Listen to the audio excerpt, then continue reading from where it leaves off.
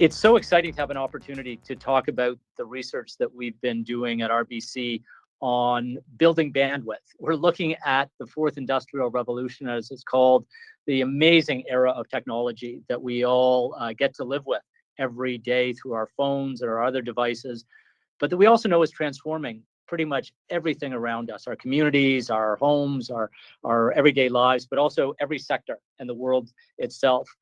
And we've been looking at this at RBC for a number of years, trying to help Canadians understand how this technological revolution is ultimately a positive thing for Canada and for young Canadians if we can help connect them with the right skills and opportunities. And as we've built out this research project, we felt it was really imperative to take a special, very focused look at the impact on Indigenous youth.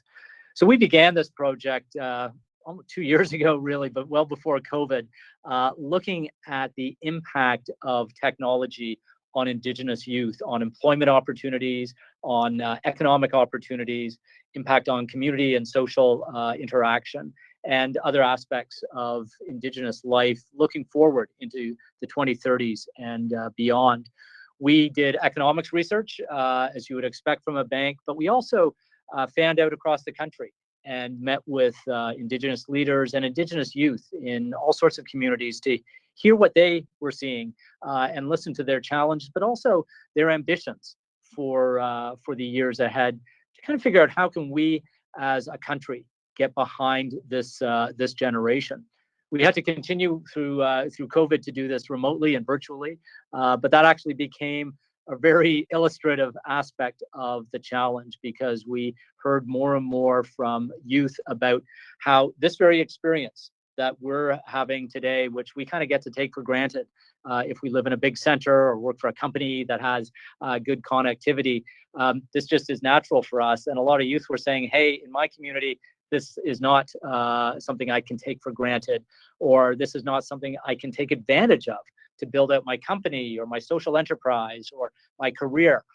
And the more we heard this, so in a way, the pandemic was kind of, I don't want to say a blessing, because it hasn't been a blessing at all for anyone, but it at least shone a bright light on both the challenge and the opportunity of this technology revolution. And what's really a demographic revolution, the emergence of a new generation of Indigenous youth that Canada really has to come to grips with, because this is a terrific opportunity.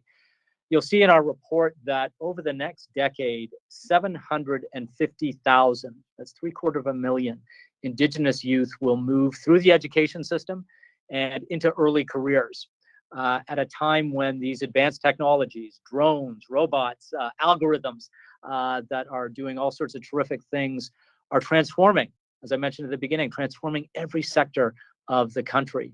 So how do we think as a country of ways to make this intersection between demographic force and the technological force positive, especially for those 750,000 Indigenous youth? How do we get behind them so that they can take all of us? It's not just about them and their careers. It's about taking all of us forward in a technology-enabled future that has to be more inclusive, more progressively minded than we've probably seen in the past.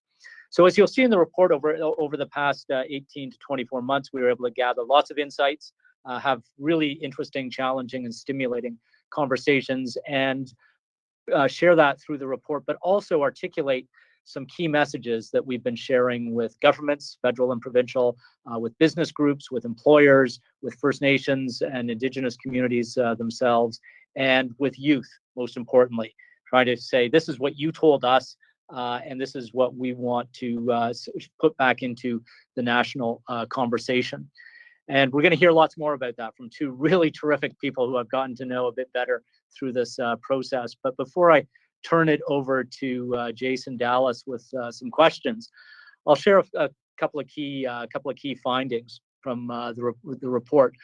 First, there's reasons to be cautiously optimistic, and that's important because we've come through and are going through an incredibly challenging and painful time for the country, and we can't speed that up or hurry that it's going to be over with. But we do have to look for opportunities for bits of optimism especially to invest in people and especially Indigenous youth to lead us out of this place where we are now.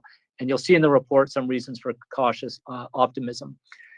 But you also see some challenges. Number one is confidence. It was really interesting to hear, both in a survey that we did through RBC Future Launch, but also in talking to educators, employers, and community leaders and Indigenous youth themselves, how there is a lack of confidence in digital skills. It lags in our survey by 13% behind non-Indigenous peers in terms of their confidence with digital skills. Another concern, nearly 2/3 of jobs held by Indigenous workers right now are at risk of a skills overhaul.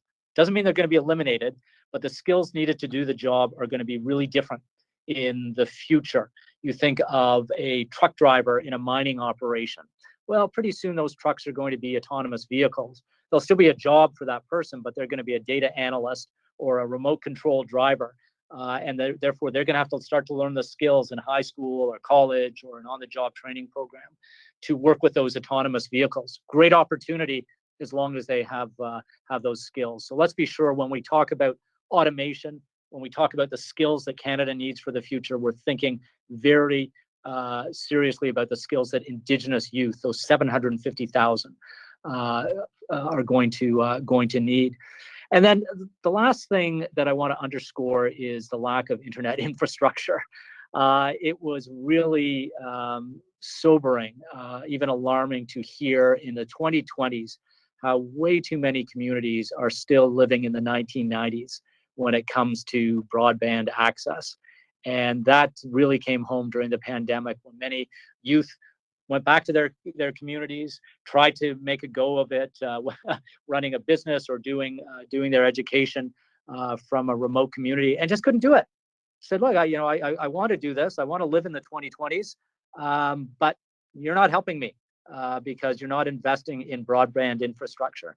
So national priority. Canadians know this. We keep saying it. We gotta complete the last mile of broadband connectivity in every community in the country. That is a right I think we can all start to agree on.